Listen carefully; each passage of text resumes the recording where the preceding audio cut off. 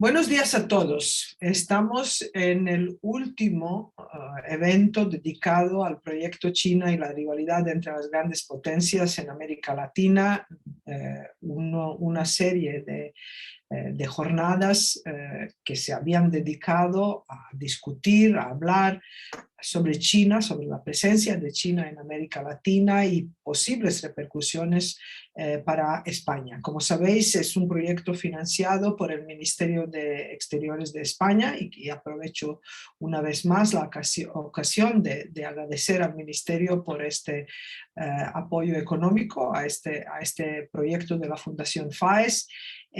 Los que nos han seguido desde el principio han tenido oportunidad de oír al presidente Álvaro Uribe, que habló en la conferencia inaugural, y muchos otros ponentes que han participado en diferentes jornadas. Hemos hablado sobre los objetivos geopolíticos principales de China en América Latina, sobre la diplomacia de las vacunas, sobre las relaciones de los Estados Unidos y Latinoamérica, incluso sobre las campañas de desinformación y de la zona gris en la región, así por supuesto como sobre la parte económica, sobre la inversión en infraestructuras chinas en América Latina y, como no, sobre el mercado energético en la reunión.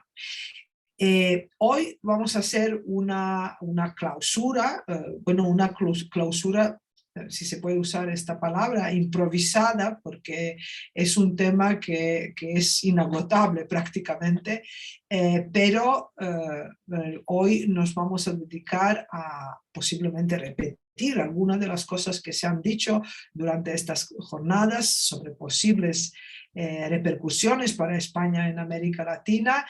Y para esto, ¿quién mejor que Juan Pablo Cardenal, que había participado ya en el panel con el tema hacia dónde van las relaciones entre China y los Estados Unidos en América Latina. Así que, ante todo, yo quiero desear bienvenida a Juan Pablo, agradecerle que está aquí hoy con nosotros, y sobre todo quiero empezar por una pregunta, digamos, relativamente sencilla, ¿no? Así que, Juan Pablo, ¿por qué no nos das una panorámica de la presencia china en América Latina? Pero ante todo, bienvenido. Hola, mira, muchísimas gracias a ti y a la Fundación FAES por darme esta oportunidad de hacer esta clausura, ¿no? Bueno, en respuesta a tu pregunta, permíteme que la divida en tres bloques, si te parece. Por un lado está la panorámica estrictamente económica, que es la más visible, ¿no? Que empezaría por decir que, bueno, hace 20 años, hace 2 décadas, en términos comerciales estrictamente, Estados Unidos era el primer socio de 9 de los 12 países de Sudamérica, y 20 años después China supera a Estados Unidos en todos esos países, o sea, de esos 12, menos en Colombia, Ecuador y Paraguay, ¿no? Esto en términos estrictamente comerciales. En términos de préstamos e inversiones, como explicaba el otro día en este mismo foro Alicia García Herrero, pues bueno, hay menos inversión china de la que parece, ¿no? Porque en buena parte, una parte muy importante de lo que parece que son inversiones en realidad son préstamos, en especial con Argentina a la cabeza, con los países que tienen o son percibidos como que tienen más riesgo que otros, ¿no? Versus pues, las inversiones que sí que son tales inversiones y que por lo tanto China se está arriesgando su inversión en países como Brasil, Chile o Perú, por ejemplo, ¿no? Bueno, muchos de esos préstamos son, de hecho, préstamos para proyectos de infraestructura, y es en ese sentido, en la combinación del comercio que supone China en la región y de la construcción de proyectos de infraestructura, es donde la propuesta china es difícil de igualar o de batir, ¿no? porque, bueno, como digo, en estos 20 últimos años, pues China ha pasado de jugar un rol relativamente secundario en la región a ser el primer socio de la mayoría de países de América Latina en términos comerciales, de inversión, de préstamos o de construcción de infraestructuras, ¿no? La propuesta china económica es tan seductora que países con menos recursos naturales, como Uruguay, que además políticamente y culturalmente están más próximos a Estados Unidos que a China, pues están en conversaciones para firmar un tratado de libre comercio, ¿no? Bueno, específicamente sobre el comercio, una de las cosas que se subrayan constantemente es que durante estos últimos 20 años, pues América Latina, toda la región, ha crecido mucho, ha tenido un impacto muy positivo la demanda china en el PIB nacional y regional, en el PIB de todos esos países y en consecuencia en el PIB regional, ¿no? Todo tiene que ver con la compra sobre todo de recursos naturales por parte de China. Mucho de ese comercio está, como digo, vinculado a proyectos extractivos, o sea, es decir, China invierte o da préstamos para extraer minerales o petróleo, recursos naturales, y esa exportación de esos commodities es lo que impacta claramente el comercio, ¿no? En ese sentido, importante remarcar algo que se ve en otras regiones del mundo, principalmente en África y América Latina, no es ajena a eso, y es el error estratégico de posicionarse como un mero proveedor de materias primas o de recursos naturales. Y eso es un tema relevante porque para China esto no es un tema ajeno, ¿no? China le ha exigido a los inversores extranjeros en su mercado a que inviertan en los últimos 40 años en valor añadido y en industrias de procesamiento, que son las que realmente crean riqueza. Es verdad que ahí ya podríamos entrar en un debate de qué capacidad de negociación tienen los países con respecto a una potencia económica tan grande como China, pero la realidad es que América Latina se ha posicionado como un mero proveedor de materias primas y no faltan los analistas que ven en eso pues una oportunidad perdida. Con respecto a las infraestructuras, ahí está un poco la parte principal de por qué la propuesta china es ganadora a los ojos de los países receptores, ¿no? Son proyectos llave en mano que resultan muy atractivos en el mundo en desarrollo por el déficit que hay de infraestructuras. Pueden ser baratos porque, entre otras razones, no solo por esa, pero porque hay muchas de esas empresas constructoras chinas pues trabajan con o hacen negocios beneficiándose de subsidios encubiertos que les da el gobierno chino, pero desde el punto de vista del país receptor, pues no deja de ser la mejor propuesta en tanto que China lo financia y en términos de rapidez y de precio, pues no tiene competencia, ¿no? Muchos de estos proyectos de infraestructura y también algunas de las inversiones llevan incorporada pues, cláusulas de confidencialidad que exige Pekín, y en general los términos de los contratos, en general,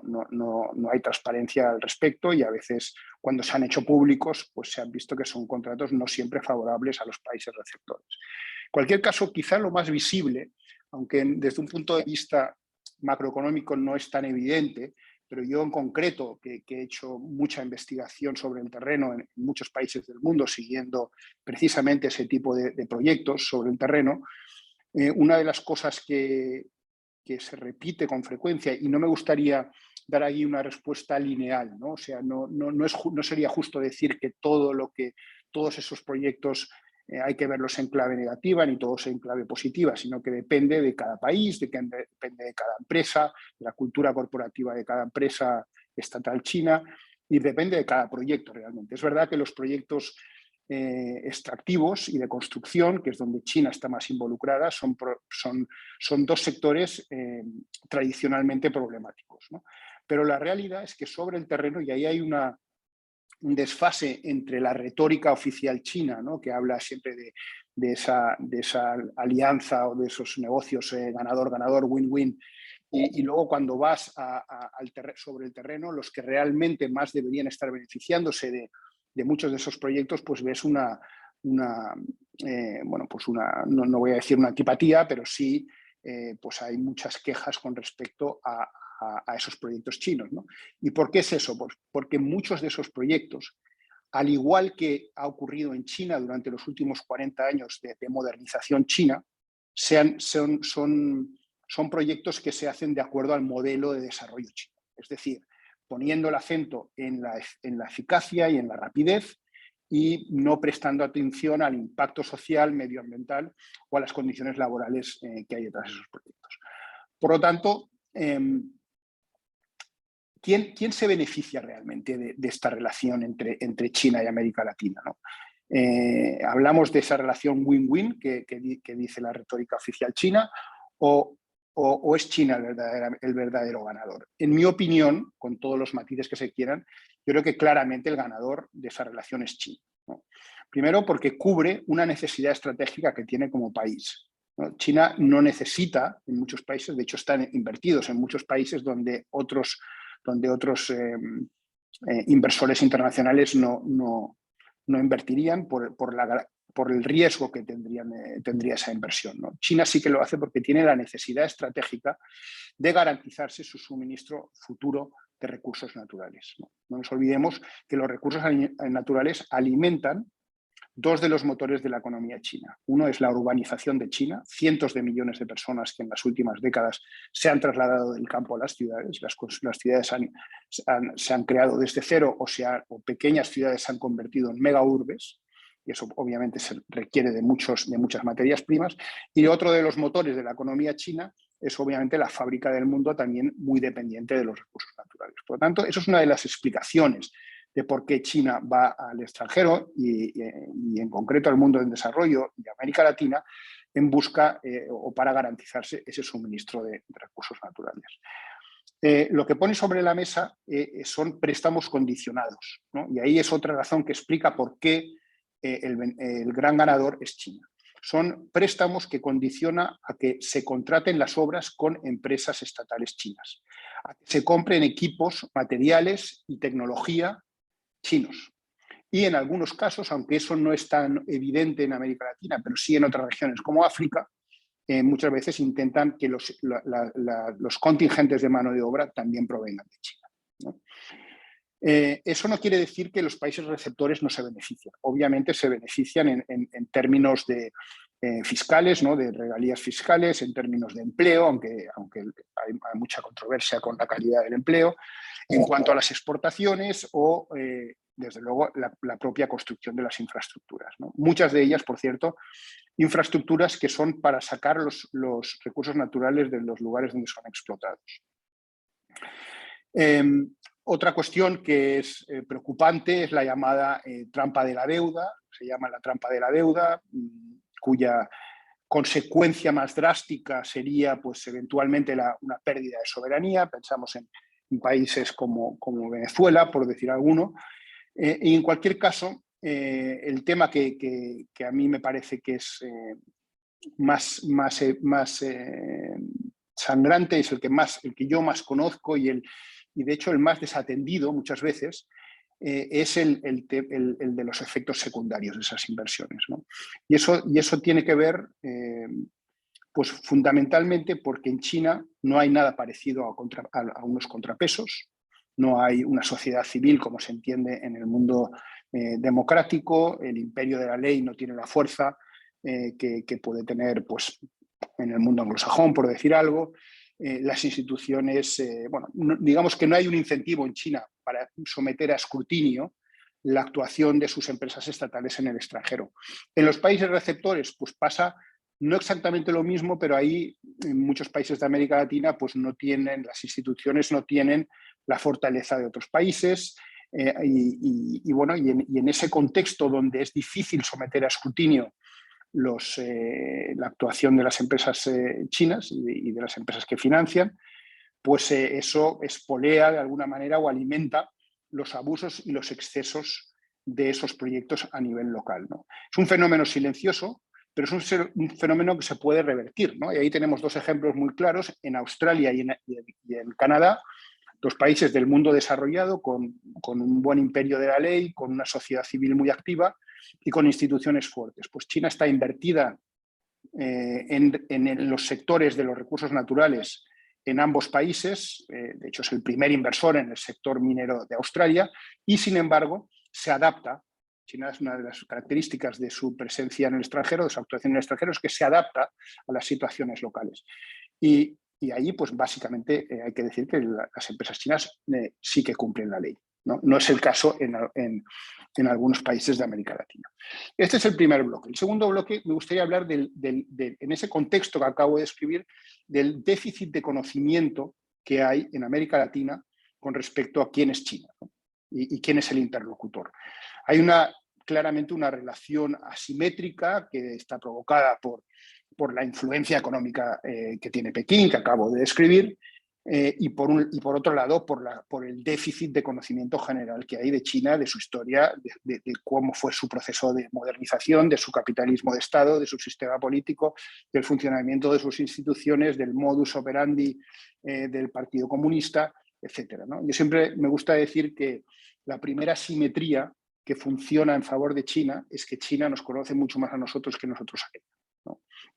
La excepción a esa norma quizás sería la de los académicos, que sin embargo se enfrentan a otro dilema, ¿no? El dilema de que China ha dejado muy claro, no digo específicamente en América Latina, sino en general en todo el mundo, ha dejado muy claro que los académicos, que son los que más saben, no nos olvidemos que el aprendizaje de China es un proceso muy lento, ¿no? que no se aprende por la lectura de unos libros, sino que muchas veces se tiene que vivir y pasan años antes de que uno realmente entienda semejante complejidad. Pues los académicos que se han dedicado al estudio de China no pueden ser abiertamente críticos sin poner en riesgo su acceso futuro a China o a las fuentes chinas. Por tanto, desde la perspectiva de un académico que dedica su carrera a estudiar China, pues es realmente un dilema el ser abiertamente crítico, y tiene que un poco que nadar y guardar la ropa, porque obviamente si pierde su acceso a China, pues pone en riesgo su propia carrera profesional, ¿no?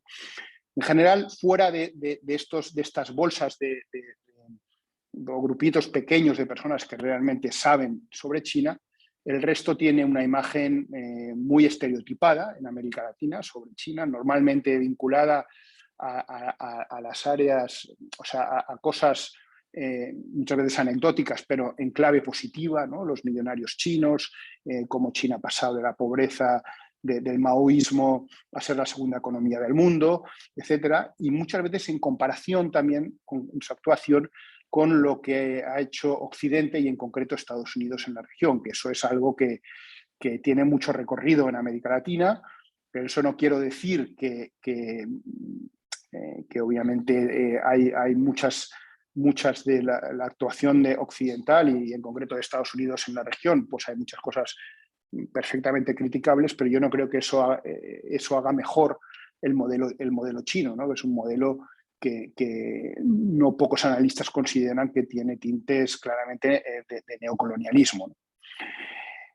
Esta imagen que estoy describiendo es la imagen que tienen las élites, ¿no? También, no es solo la opinión pública en general, son élites que ven a China como una fuente de oportunidades, y son élites que está bien implantada la idea de que debe existir un clima político óptimo, es decir, óptimo para Pekín, para que esas oportunidades fructifiquen, ¿no? Y eso lleva, en mi opinión, al pago de precios políticos, ¿no? Puede ser pues, una ausencia de crítica sobre los abusos y los excesos de esos proyectos que decía antes, de las inversiones chinas, especialmente en el sector minero, y hay países muy concretos, Perú es uno de ellos, donde hay grandes inversiones en el sector minero con muchísimos problemas, incluso minas con inversiones de 3 y 4 mil millones de dólares que están actualmente cerradas por la oposición de las comunidades locales, por el impacto medioambiental, etc. Y sin embargo, no hay una crítica ni una actuación por parte de las instituciones, en este caso peruanas, para tratar de paliar esos abusos, ¿no?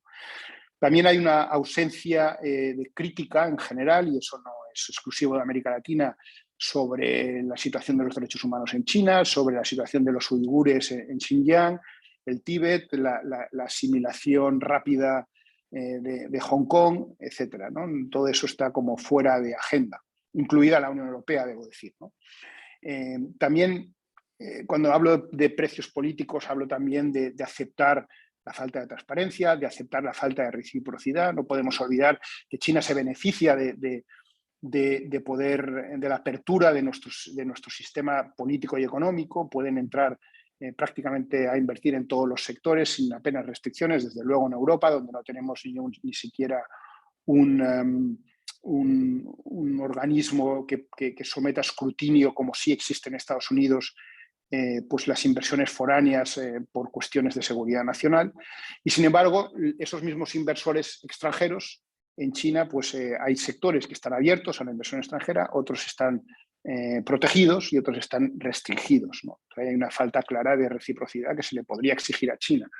Luego está la adhesión a la retórica de Pekín. Lo hemos visto durante el tema del COVID, como países e instituciones adhiriéndose a manifiestos redactados desde el Partido Comunista Chino, donde se elude la responsabilidad de China en toda esa crisis. Vemos también la invitación que hace China a adherirse a su proyecto estrella de la Franja de la Ruta, la nueva Ruta de la Seda. También en América Central, de hecho, importante el reconocimiento de China versus Taiwán, ¿no? En los últimos años, Panamá, El Salvador, República Dominicana y Nicaragua han roto relaciones con Taiwán y las han establecido con Pekín. También la lealtad de muchos de esos países a China en los organismos internacionales, en especial, o por ejemplo, en el Consejo de Derechos Humanos de la ONU. Y luego, en general, pues se subyace un poco la pregunta de en un futuro donde la influencia china sea cada vez más grande, pues si va a haber en la región, en América Latina, una subordinación silenciosa hacia China e incluso podría llegar a incluir una pérdida de soberanía, ¿no? Este es el segundo bloque. Tercer bloque, quiero hablar en ese contexto que acabo de describir, de esa gran influencia que tiene China y que además es percibida como un jugador clave, ¿no?, en el futuro de desarrollo de América Latina, en un contexto también, como describía, de auténtico desconocimiento sobre quién es China y quiénes son sus interlocutores. Pues China tiene en marcha una estrategia de influencia política, ¿no?, para ganar en influencia política, que básicamente tiene dos mecanismos. Uno son acuerdos institucionales a largo plazo. Es un esfuerzo coral por parte tanto del Partido Comunista como distintos órganos del Estado y distintos organismos e instituciones que parecen, a los ojos de los interlocutores latinoamericanos, parecen que forman parte de la sociedad civil, pero en realidad son organismos e instituciones que son periféricos, pero que están dentro de la estructura del partido-Estado, ¿no?, y que obviamente reman en la misma dirección. ¿Cuáles son esos acuerdos institucionales? Pues, por ejemplo, con instituciones como universidades, think tanks o la apertura de varias decenas de institutos Confucio en la región, ¿no?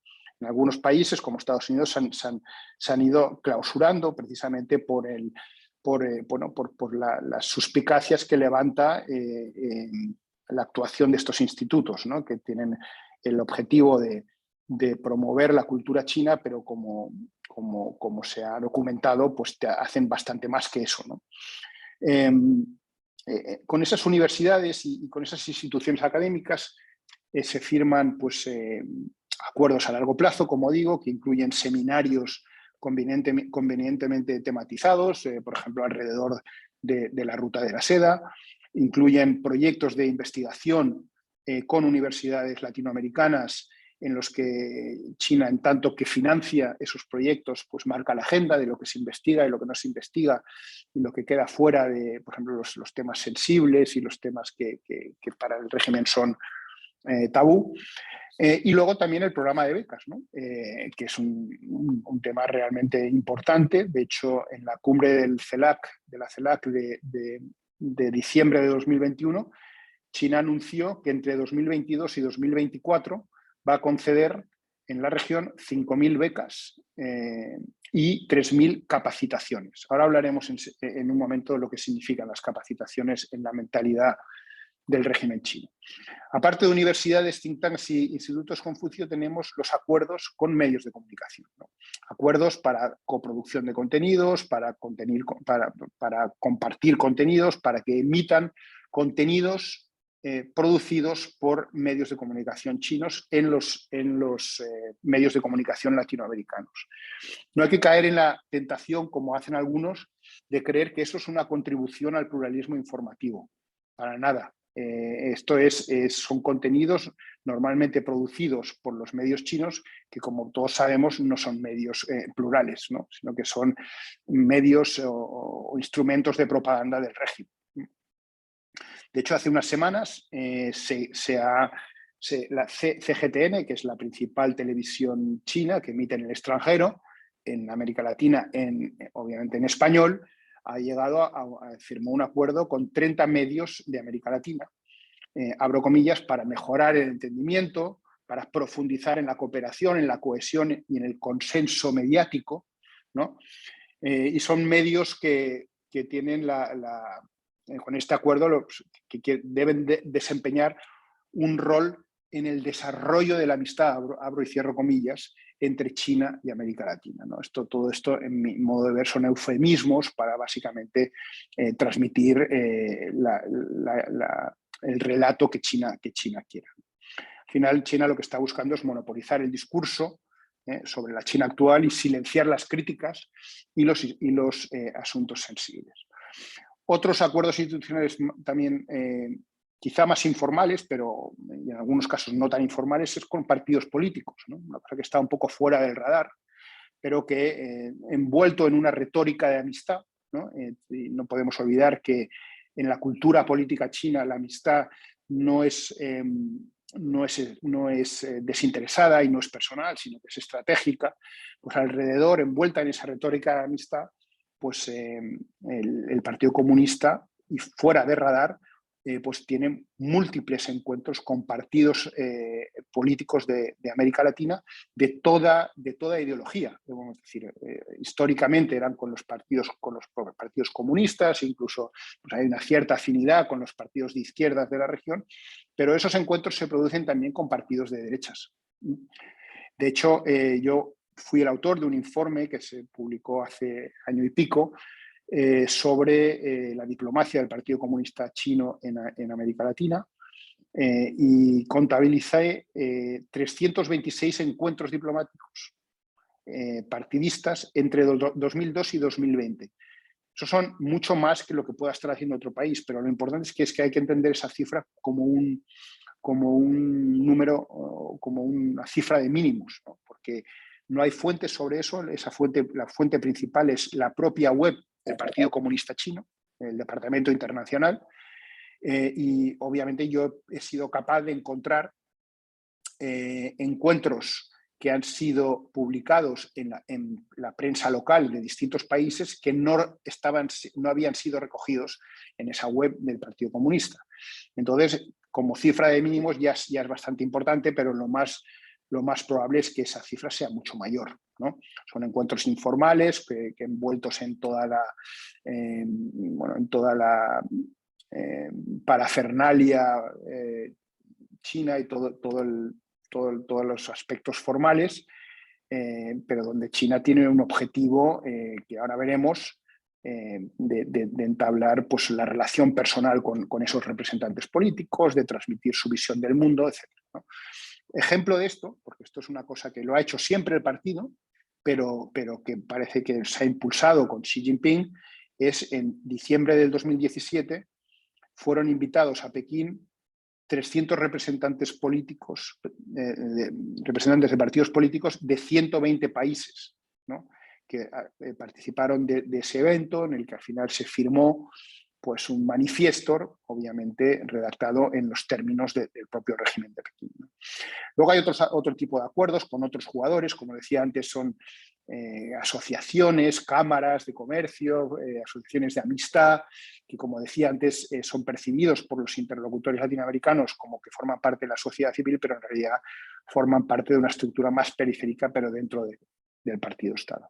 Este es un mecanismo. El otro mecanismo es el programa, lo mencioné en mi anterior intervención, el programa de captación de las élites, ¿no? Es un programa muy exitoso bajo mi punto de vista, lo que se ha venido a llamar la diplomacia entre personas, que básicamente implica o significa pues, el invitar a China, llevar a China a personas influyentes que identifican en cada uno de los países, ¿no? Y son, pues, cuando digo personajes influyentes, hablo desde periodistas, académicos, opinadores, exdiplomáticos, altos funcionarios, representantes de partidos políticos, gente que son invitados, viajan en clase business, se alojan en hoteles de 5 estrellas, les llevan a ver Shanghái, les llevan a ver Pekín. Muchas veces son personas que van a China por primera vez. Ya ir a China por primera vez es un impacto increíble por la atmósfera tan vibrante que hay. No deja de ser muy impresionante ver las infraestructuras chinas, y todo eso pues se adereza pues no solo con la hospitalidad china, ¿no?, la legendaria hospitalidad china, sino pues que los llevan a ver pues desde la sede de Huawei o de Alibaba hasta la sede del Partido Comunista Chino, donde unos funcionarios en perfecto español o en perfecto inglés les explican a sus interlocutores pues, su visión del mundo, su visión de China, ¿no? Y eso pues, aderezado con las cifras del milagro chino y con ese relato de la transición desde el maoísmo hasta nuestros días, ¿no? Obviamente muchos de esos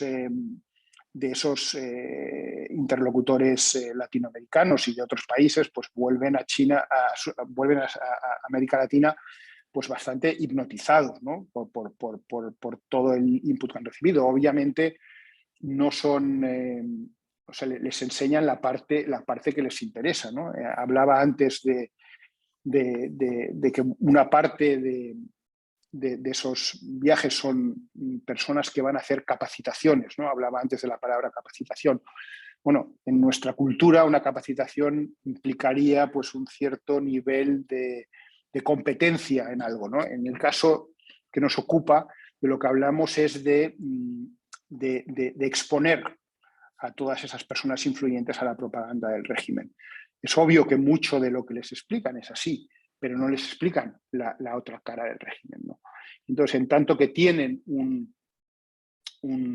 conocimiento pues, bastante básico de lo que es China, pues vuelven a sus países, muchas veces hipnotizados, si se me permite la expresión, y con ello consiguen el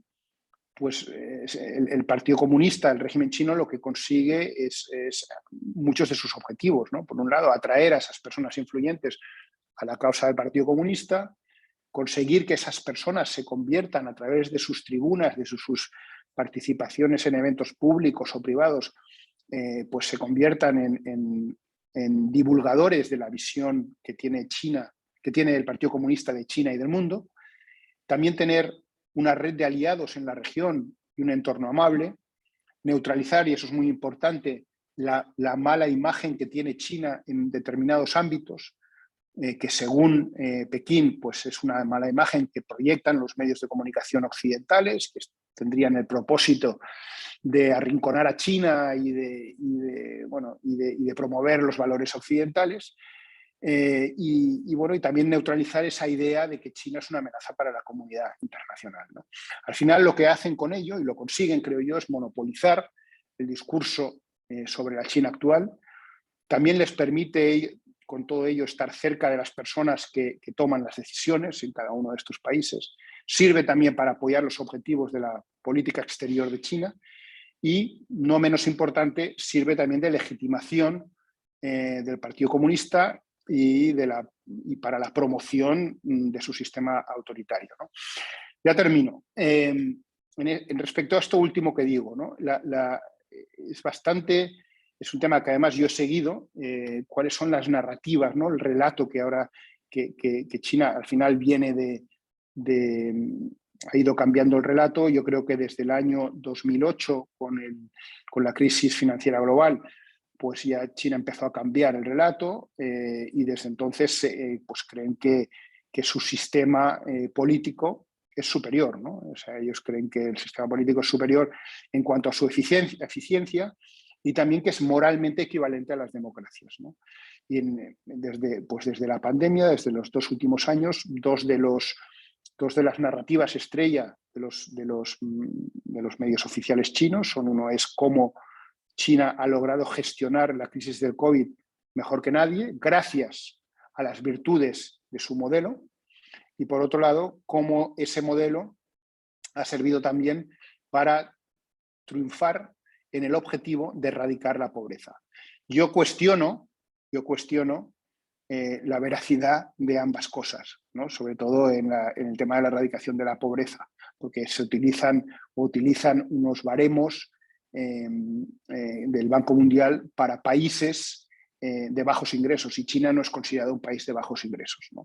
Pero bueno, sin entrar en detalle sobre eso, esos son dos narrativas de los 2 últimos años: la gestión del COVID, el hecho de que de que han salvado al mundo o parcialmente al mundo gracias a haber logrado una vacuna que ellos dicen, aseguran que son seguras y fiables, pero todavía no han presentado el desglose de los estudios clínicos en fase 3, ¿no?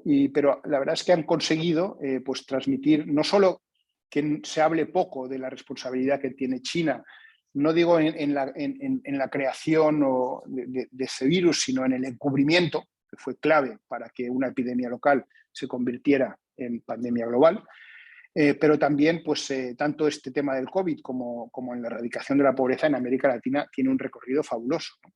Y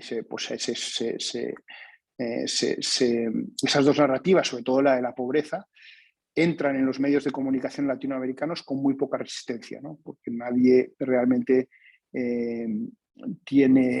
o no existe un conocimiento tan generalizado sobre China como para cuestionar pues estos mantras, ¿no? Todo ello en un contexto en el que las democracias occidentales se presentan como decadentes, como corruptas, como disfuncionales, como que representan solo a unas élites, ¿no? Y aderezado todo ello con esa China víctima del imperialismo occidental, que obviamente también tiene recorrido en América Latina, ¿no? Y en ese contexto es donde se entiende la tentación de algunas de esas élites, y hablo porque lo he vivido yo en primera persona al hacer entrevistas, esa tentación de presentar a China pues, como un modelo en el que bueno, el desarrollo sin democracia es posible, ¿no? Pese a que muchos de los que, digamos, directamente o tácitamente hacen estas observaciones jamás renunciarían a la libertad que disfrutan. Bueno, ahí lo dejo. Bueno, Juan Pablo, nos has dado una lección magistral. No nos queda mucho tiempo, pero yo tengo 2 preguntas más. Por lo menos vamos a responder a una de ellas, y que quizás a los españoles les interesa más. Nos has explicado perfectamente por qué China es un claro ganador en la región de América Latina en diferentes áreas en términos estratégicos. También nos has explicado el déficit de conocimiento, quién es y cómo funciona China, pero yo creo que este déficit de conocimiento también es común incluso en Occidente y en los países europeos, ¿no? De otra manera, pero es presente. En este contexto que nos has descrito detalladamente, en tu opinión, y yo sé que tú has trabajado menos en estas cuestiones, pero conoces muy bien la región y sobre todo muy bien el papel de China en América Latina. Conociendo esto, ¿cuál es tu opinión? ¿Cuál debe ser el papel de España en este contexto donde China, has dicho, es un claro ganador? Y pregunto por España, aparte que nos interesa más directamente también por los vínculos históricos, lingüísticos y empresariales, al fin y al cabo, con América Latina, ¿no? ¿Qué España puede hacer y qué, desde tu punto de vista, por favor? Bueno, como dices, yo no creo que sea una voz autorizada para eso, ¿no? Pero para contestar a esa pregunta, pero sí que tengo más que un diagnóstico, una opinión, quizás una opinión minoritaria, y no sé si en realidad si es una opinión o casi un deseo, ¿no? Yo lo que he visto cuando he hecho investigación en la región es una cosa que quizás es un intangible, pero que me parece muy poderosa, ¿no? Que es esos vínculos culturales, el compartir cultura y lengua nos pone en una posición de privilegio, ¿no? Sé que es un intangible, pero yo siempre he tenido la sensación, cuando he estado allí, de que España podría aprovechar mejor eso, ¿no? No hablo tanto de las empresas. Yo creo que las empresas creo que las empresas tienen que hacer los negocios como ellos consideren, no tengo nada que decir al respecto, pero sí como política de Estado, ¿no? A nivel político, la sensación que yo tengo, y es solo una sensación, es que el papel de España en América Latina está muy desdibujado, ¿no? No tengo la impresión de que 15, 20 años atrás fuese lo mismo, pero la realidad es que entre la cercanía de algún expresidente socialista y de los miembros de Podemos con la izquierda bolivariana y con el chavismo e incluso con Cuba en la región, pues yo creo que eso no es bueno para la reputación de España. Luego llegó los años del gobierno de Mariano Rajoy, en los que, en mi humilde opinión, pues hubo un desinterés muy claro en general por la política internacional, ¿no? Empezando porque en Cataluña nos dieron un golpe de Estado y el gobierno de entonces no lo combatió en términos de la opinión pública internacional, ¿no? Yo creo que eso no era una prioridad de ese gobierno, y entre una cosa y la otra, ¿no? Yo creo que el papel de España en América Latina en concreto y en la escena internacional en general, yo creo que se ha ido desdibujando, ¿no? Y yo creo que ahí España tiene, o sea, en mi opinión, o a mí me gustaría ver como español, me gustaría ver pues que jugásemos un rol más activo, sobre todo porque es bastante claro que hay una batalla ideológica y ahí tenemos el tema de Ucrania, donde ese también es uno de los trasfondos, ¿no? Pero desde luego en América Latina hay una deriva pues, populista, como mínimo, en la región, y veo a España pues, que podría liderar, ¿no?, la defensa decidida, coherente, valiente de los valores democráticos, ¿no?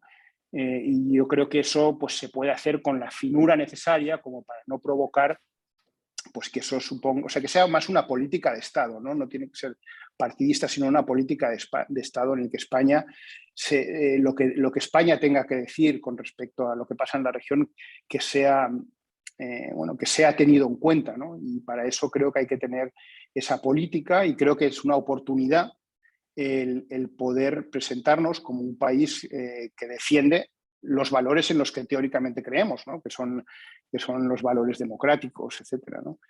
Y creo que esto nos está haciendo. Estamos viendo pues, como el presidente de México dice lo que dice y no ve una respuesta diplomática por parte de España. Estamos viendo cómo se cuestiona, incluyendo cómo se tiran las estatuas de todo cómo se cuestiona nuestro legado histórico en la región. No veo que haya una defensa por parte de nuestro país de todo el legado que dejamos ahí. Y ya no es solo eso. Yo creo que insisto, creo que hay una línea, quizá los suizos son muy buenos en eso, ¿no?, en que se puede fijar una posición que sea transversal y que sea muy decidida en la defensa de unos determinados principios democráticos, sin caer en los rifirrafes diplomáticos con los distintos gobiernos que coyunturalmente puede haber en cada uno de los países. Pero yo además le veo otro beneficio, ¿no?, que es el beneficio de cómo nos ven nuestros socios, ¿no? O sea, cuando por poner un ejemplo, cuando Delcy Rodríguez aterriza en Barajas, ¿no? Yo creo que eso no beneficia a la percepción que en Estados Unidos y nuestros socios europeos, que son nuestros auténticos socios, pues qué opinión les estamos proyectando, ¿no? ¿Qué opinión o qué imagen estamos proyectando sobre nosotros mismos cuando hacemos cosas así, ¿no? Yo creo que si España cogiese esa bandera, ¿no? Y realmente jugara un rol más activo en defensa de las democracias en un momento en el que no solo hay esos populismos, sino también, como estaba explicando hasta hace un momento, tenemos la presencia de China con toda su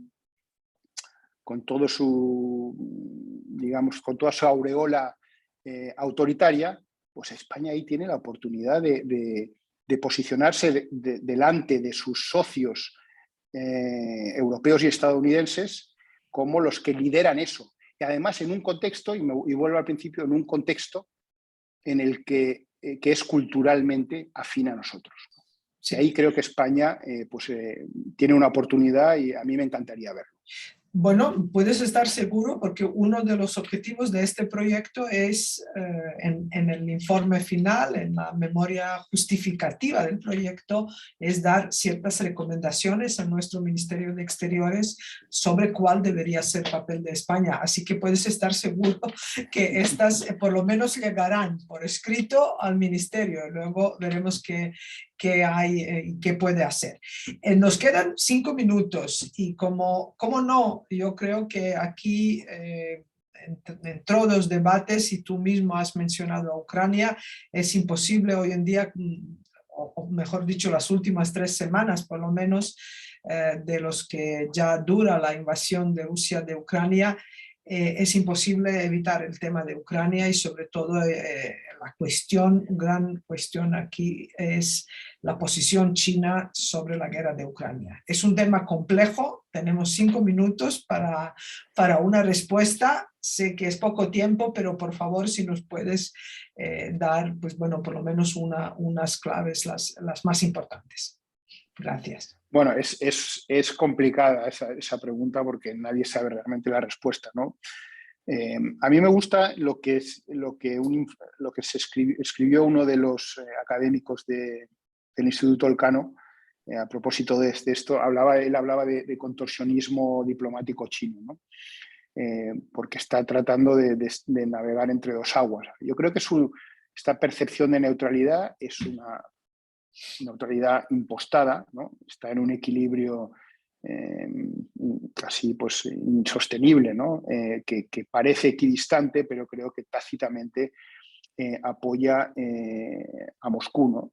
Y esto teniendo en cuenta que Rusia ha invadido Ucrania y sin embargo, pues uno de los principales, o el eje principal de la política exterior china es el principio de soberanía y el principio de la integridad territorial, además de la no interferencia en los asuntos internos de otros países, ¿no? Entonces, eso, que es un principio que China saca a pasear constantemente, pues concilia muy mal con la actuación de China con respecto a Ucrania de las últimas 3 semanas, ¿no? Por un lado, no nos olvidemos que Rusia es considerado un socio estratégico. Antes de la invasión, ambos países hablaron de una, abro y cierro comillas, de una amistad sin límites y de que, abro y cierro comillas, de que no hay áreas prohibidas en la cooperación entre ambos países, ¿no? Que esto es algo que dijeron, que una frase que hay que ponerla en el contexto de la petición que supuestamente Moscú le ha hecho a Pekín de que le entregue armas, ¿no? Pero además, bueno, pues tuvo la opción de condenar a Rusia en la ONU y decidió abstenerse. En los términos de la retórica china, no nos olvidemos que los chinos son unos maestros en el uso del lenguaje, ¿no? Y en ningún momento ha hablado de invasión. Obviamente no apoya las sanciones a Moscú, que considera o contraproducentes cuando no claramente ilegítimas, Y luego pues, ha manifestado también una comprensión, ¿no?, por la posición de Rusia con respecto a la amenaza que supone supuestamente para Rusia la ampliación de la OTAN cerca de su frontera, ¿no? Entonces, bueno, está ahí una posición difícil. Yo creo que una cosa que me parece indiscutible es que esta alianza, por lo menos temporal, con Rusia existe porque todo lo que sea erosionar a Estados Unidos, desafiar la hegemonía estadounidense y socavar el orden liberal, etcétera, pues China es algo que le parece bien, ¿no? Por otro lado, como decía antes, en la guerra esta ideológica que hay en el trasfondo de esta guerra, ¿no?, entre los autoritarismos que representan China y Rusia y las democracias, ¿no?, pues China aún no ha optado por los autoritarismos o por el autoritarismo que representa China, pero sí ha decidido no alinearse con las democracias, ¿no? Eso no deberíamos perder ese tema de vista, ¿no? El otro día leía un artículo de opinión de Ana de Palacio en el que estoy de acuerdo con ella, que hablaba de que si China se alineara, vamos, no es textual, pero venía a decir que si se alineaba con Putin, pues no podría evitar el daño a su imagen reputacional, daño reputacional, ¿no? Especialmente, debo decir, en Europa, ¿no?, sobre todo después de que la invasión rusa de Ucrania haya fortalecido como nunca antes casi la alianza transatlántica, ¿no? Y en ese sentido, yo creo que China está también viéndolas venir porque tiene un ojo puesto también en Taiwán, ¿no? Todos cuando empezó la invasión rusa y empezó la guerra, pues todos estábamos pendientes de cómo iba a reaccionar China y yo por lo menos lo que pensaba es, Dios mío, si ahora Pekín decidiera, aprovechando, entre comillas, que la atención está en otro sitio y la debilidad que se percibe por parte de Estados Unidos con la salida de Afganistán, etcétera, etcétera, bueno, ¿qué pasaría si hiciera un movimiento en Taiwán, ¿no? Yo creo que China está muy atenta a la reacción occidental, a la reacción de la comunidad internacional y en concreto pues de la reacción de Europa, y en ese sentido pues creo que se ha fortalecido la alianza entre Estados Unidos y Europa y estoy convencido que para Pekín eso no ha pasado desapercibido, ¿no? En cualquier caso creo que está en un dilema y esto también lo decía Ana de Palacio que si se quiere postular como un líder hegemónico alternativo en un futuro orden mundial, pues no puede alinearse abiertamente con Putin, ¿no? Y tampoco le interesaría estar aislado diplomáticamente. Otra cuestión distinta, como ha ocurrido en otras guerras, como la de Irak, de que ellos no intervienen, pero luego se llevan los contratos. En cualquier caso, y termino, para Xi Jinping no nos podemos olvidar, diferente de otros líderes chinos, desde que murió Mao, la política doméstica es su verdadera prioridad.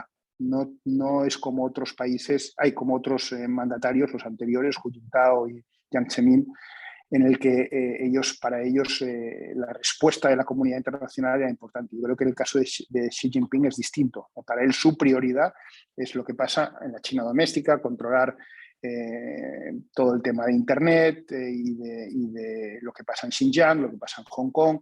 Esto creo que es su prioridad y por poco que pueda, no creo que se involucre en apoyar abiertamente a Pekín. Espero que no, aunque sí que puede jugar un rol, obviamente, como mediador. Sí. Bueno, esto es otro tema, es para otro proyecto, pero teníamos que incluir esta pregunta. Yo agradezco a todos por vuestro interés, pero sobre todo agradezco muchísimo en nombre de la Fundación FAES y en mi propio a Juan Pablo por volver aquí otra vez en estas jornadas. Podéis volver a ver todos estos eventos en YouTube, en la página web de la Fundación FAES, en otras redes sociales. Muchas gracias a todos y buenas tardes. Muchas gracias. Chao.